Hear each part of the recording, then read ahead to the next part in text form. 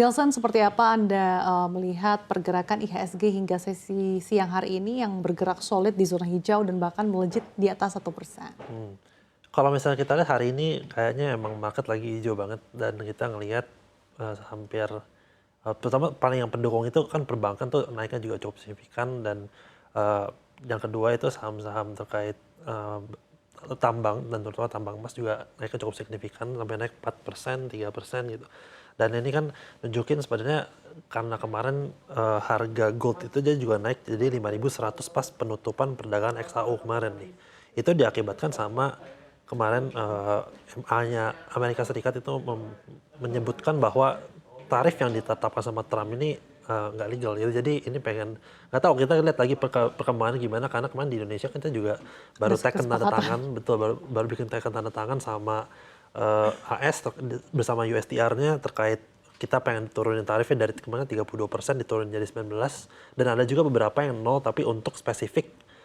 jenis-jenis material tertentu doang dan keadaan seperti ini kan akhirnya ngebuat uncertainty tambahan lagi nih jangan sampai ternyata yang udah terjadi kemarin misalkan ada tax segala macam masuk terus ini kan juga nanti ternyata dianggap nggak legal gitu berarti kan harus di refund segala macam dan ini kan prosesnya akan banyak gitu ke depannya dan keadaan seperti ini kan mungkin uncertainty itu makin kelihatan lagi karena dengan keadaan seperti ini kita lihat juga kemarin di harga goldnya itu kan juga naik terus kita lihat juga dari kemarin PDB di Amerika Serikat juga secara di Q4-nya itu 1,4% itu sangat-sangat jelek banget dan kita lihat juga PCE kemarin itu mengalami kenaikan dan ini kan jadi akhirnya the Fed pusing juga jadinya karena mau turun suku bunga atau naikin suku bunga karena dengan keadaan seperti ini kan juga benar-benar ini bingung banget karena PCE-nya naik karena biasanya kalau kita tahu kan Jerome Powell itu dia lebih prefer PCE ketimbang CPI untuk dia menjadikan benchmark dari ngelihat arah inflasi gitu. Dengan keadaan seperti ini kan kita perlu wait and see jangan sampai malah nanti yang udah terjadi dari kemarin misalkan kan emang kemarin tuh higher for longer udah beberapa tahun selama ini kan ini malah nanti reversal dan akhirnya malah lebih parah karena kita lihat credit spread di Amerika Serikat itu sendiri sekarang lagi tipis juga. Kita lihat dari Jamie Dimon udah ngomong itu berkali-kali dan bahkan kan kartu kredit yang kemarin juga sempat diomongin juga sama Trump pengen di cap 10% itu kan dia sangat menentang juga gitu dan ini kan turunannya banyak dan ini kan jadi bingung nih the Fed mau turun suku bunga atau naikin suku bunga karena kalau naikin suku bunga nanti malah dari segi GDP ini kan mengkonsernkan sekali cuma 1,4% walaupun sebenarnya kan kemarin shutdown juga tapi di lain sisi ada juga di mana PC ini mulai rose lagi dan keadaan seperti ini kita perlu ngeliat sih arah nanti kebijakan karena the Fed kan nanti mesti urusin juga dan Jerome Powell kita mesti ingat dia sangat pro terhadap PC ketimbang CPI gitu kurang lebih. Ya, tapi tadi terkait dengan tarif resiprokal yang juga cukup menarik sehari setelah MA membatalkan atau mengatakan bahwa tarif resiprokal Amerika Serikat yang dikeluarkan oleh Trump ini tidak valid, tapi justru ada kesepakatan antara Amerika Serikat dan juga Indonesia. Betul. Tapi ini kan Trump mengumumkan juga ada kenaikan tarif 15%, sedangkan Indonesia kan 19%. Sebenarnya apa yang bisa kita pahami dari kedua kesepakatan ini? Oke, yang pertama kalau 19% itu terkait karena kemarin kan sebenarnya dari 32 ke 19. Nah, untuk yang 15% ini mungkin gambarannya masih agak-agak rancu juga. Kita juga belum tahu gambarannya gimana karena sekarang nih Menko Perekonomian juga lagi ngobrol nih terkait sama Trump dan arahnya ini kurang lebih seperti apa nih. Karena yang dipakai landasan yang dipakai untuk dia netapin 15% sama 19% ini adalah dua hal yang berbeda. Iya. Dan keadaan seperti ini jadi kita masih perlu nunggu sih kurang lebih seperti apa nanti benar-benar kesepakatannya gimana karena yang 19% ini masih tetap dan 15% ini masih ada nambah lagi kan. Jangan sampai ini malah nanti saling berhubungan tapi harusnya sih nggak saling berhubungan tapi kita masih perlu wait and see dan aku sih belum dapat gambarannya kira-kira nanti secara legal klausul itu seperti apa karena kemarin kan yang USTR juga masih kita pelajarin juga dan itu kan klausulnya baik banget dan bahasa legalnya cukup ribet dan keadaan seperti ini kita masih perlu ngeliat sih nanti klausul yang ditekan sama Trump itu kurang lebih seperti apa aku masih belum ada gambaran sih untuk kalau sekarang terkait itu. Tapi kalau masih wait and see artinya dalam sepekan ini seberapa kuat daya tahan IHSG untuk